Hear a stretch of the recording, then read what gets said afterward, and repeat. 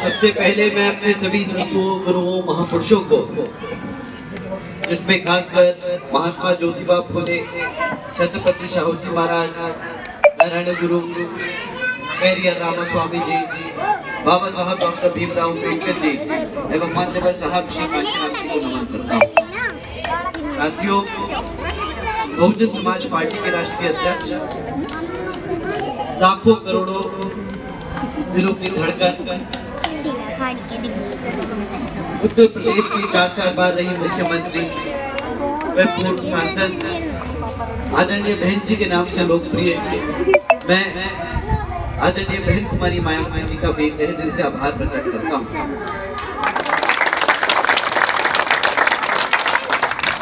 साथियों, आज प्रचार का आखिरी दिन है और इसके बाद मेरी और कोई मीटिंग लग नहीं पाएगी और ये आखिरी मौका है मेरे पास आप सब का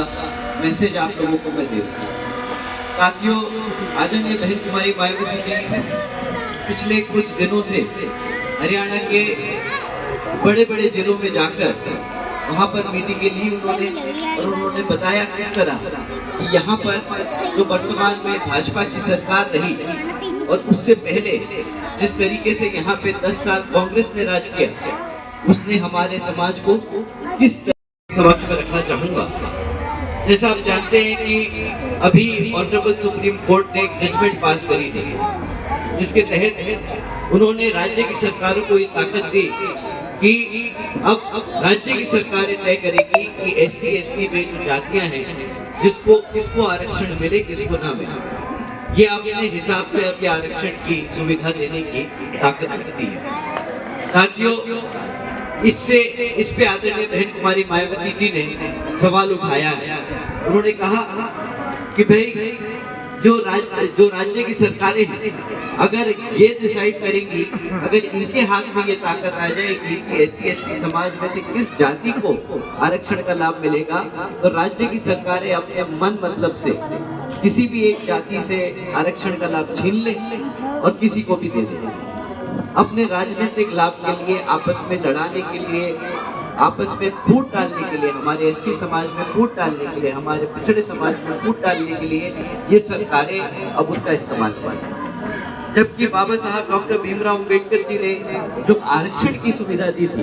तो वो उन्होंने इस कदर दी थी कि हमारे समाज में जो पिछड़ा समाज है उसको प्रतिनिधित्व मिले, वो सब समान एक साथ आगे बढ़े, ना कि किसी एक को आगे बढ़ाया जाए, किसी एक को पीछे खींचा जाए। परंतु ये राज्य की सरकारों को जो ताकत मिली सुप्रीम कोर्ट से, ये सुप्रीम कोर्ट ने अपने आप से नहीं एक डिसीजन लिया। सुप्रीम कोर्ट के सामने राज्य की सरकारों के सभी वकील खड़े थे, उसमें भाजपा के लोग भी थे, कांग्रेस के लोग भी थे, आम आदमी पार्टी के भी लोग थे। इन्होंने सबने अपने वकील खड़े सुप्रीम कोर्ट के सामने और उन्होंने इसके समर्थन में सुप्रीम कोर्ट को जजमेंट देने को कहा। साथियों, भाजपा हो या कांग्रेस, दोनों ही पार्टियों ने हमारे आरक्षण के साथ खिलवाड़ करने की पूरी कोशिश की। उन्होंने ये पहला कदम ले लिया। आज वो राज्य की सरकार में है, भाजपा तो केंद्र में भी बैठी है। इन्होंने ये पहला कदम लिया है हमारे आरक्षण के साथ खिलवाड़ का। आज इन्होंने आरक्षण से छेड़खानी करी है, कल ये पूरे संविधान के साथ छेड़खानी करी। और कांग्रेस तो बहुत मशहूर है, वो तो गांव-गांव, गली-गली, मोहल्ला-मोहल्ला घूमकर लोकसभा में बड़े चौड़ के बोले थे कि भाई हमारे बहुजन समाज के सभी साथियों को चिंता करने की जरूरत नहीं, हम उनके आरक्षण के लिए लड़ेंगे, हम उनके संविधान को बचाएंगे। परंतु जब ये जजमेंट आया और आदरणीय बहन कुमारी मायावती जी ने इस पे सवाल उठाया, तो बहन जी ने कांग्रेस से भी पूछा और भाजपा से भी पूछा कि तुम अपना स्टैंड क्लियर करो, तुम क्यों जनता के बीच में आके अपना स्टैंड नहीं क्लियर करते। तो उन्होंने क्या करा, कांग्रेस के नेता तो चुप्पी साधे बैठे रहे, बीजेपी के भी सभी नेता लोग सब शांति बनाए बैठे रहे, किसी ने भी एक बार भी इसके खिलाफ